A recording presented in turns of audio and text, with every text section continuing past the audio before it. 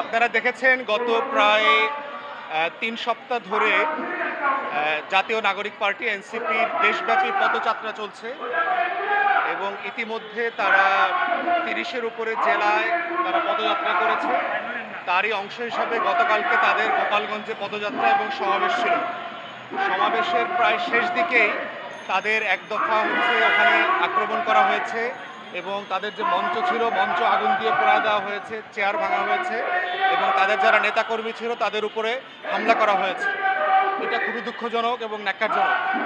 প্রথমত এনসিপি যেখানেই যেই জেলায় গেছে আপনার স্থানীয় প্রশাসনের সাথে যোগাযোগ করে গেছে যে সেখানে আইন শৃঙ্খলা বাহিনীর কোনো সমস্যা আছে কিনা, এবং গোপালগঞ্জের স্থানীয় প্রশাসন বলেছে কোনো সমস্যা নাই এবং তারা নিরাপত্তার দায়িত্ব নিচ্ছে।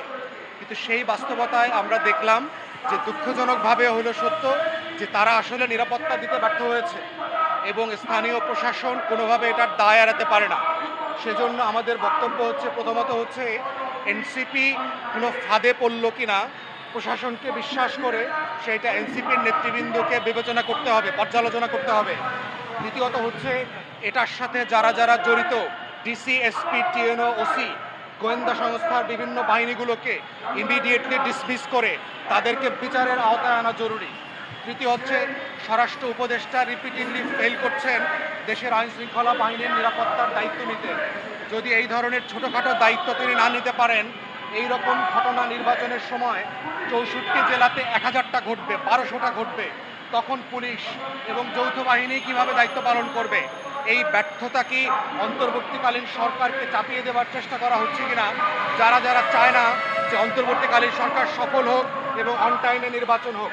আমরা আরেকটা বিষয় ধারণা করছি, যারা তারেক রহমান এবং ইউনূসের মিটিংটা পক্ষে ছিল না, যারা দিল্লির গোলামি করতে চেয়েছে, তারা যে কোনো মূল্যে এই সম্পর্কটার ভিতরে ফাটল ধরানোর চেষ্টা করছে।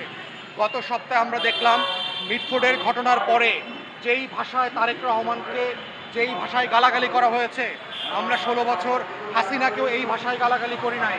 বিএনপির সমালোচনা করার রাজ্য, তারেক রহমানের রাজনৈতিক সমালোচনা করার অধিকার সবার থাকবে, জামাতের, এনসিপির সবার থাকবে। কিন্তু এইটা করতে গিয়ে একটা রাজনৈতিক দল আর একটা রাজনৈতিক দলকে যেভাবে শত্রু ভাবাপন্ন করছে, এটা কিন্তু ভালো লক্ষণ না। আমরা বোধ করছি যে যারা আমাদের সম্পর্ককে নষ্ট করতে চায় তারা এই দলগুলোর ভিতরে সম্পর্ক নষ্ট করছে এবং সবাইকে ফাঁদে ফেলছে। এই ফাঁদে ফেলার মধ্য দিয়ে একটা 111-এর গ্রাউন্ড তৈরি করবার ষড়যন্ত্র হচ্ছে।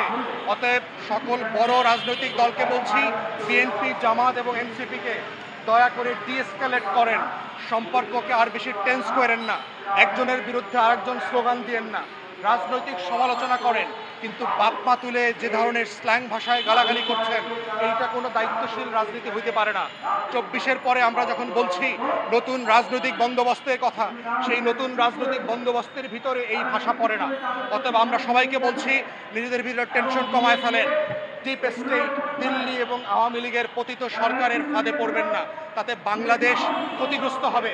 আজকে বোধ করছেন এনসিপি মাইর খাইছে, গত সপ্তাহে বিএনপি মাইর খাইছে। এইভাবে করলে কিন্তু প্রতি সপ্তাহে একজন মাইর খাবে এবং আমরা সবাই মিলে দুর্বল হয়ে যাব। এইটা গণঅভ্যুত্থানের বাংলাদেশ গড়ার পিছনে বাধা হয়ে দাঁড়াবে। তাই আমাদের বিনীত অনুরোধ রাজনৈতিক দলগুলোর প্রতি, জাতীয় শত্রু সাপেক্ষে রাজনীতি করেন। দেশের শত্রু রাষ্ট্রের শত্রু, আর রাজনীতির প্রতিপক্ষ এক জিনিস না। বিএনপি, জামাত, এনসিপি রাজনৈতিক প্রতিপক্ষ, রাষ্ট্রের শত্রু না, দেশের শত্রু না। অতএব সেই ভাষায় যেন আমরা কথা না বলি, দেশের বিপক্ষে যেন চলে না যায়। দিল্লি এবং আওয়ামী লীগের যারা পতিত স্বৈরাচার আছে, মির্জাফর এবং লেন্দুক দর্জি, ওদের ফাঁদে না পড়ি। এটাই আমার এই বিষয়ে বিনীত অনুরোধ।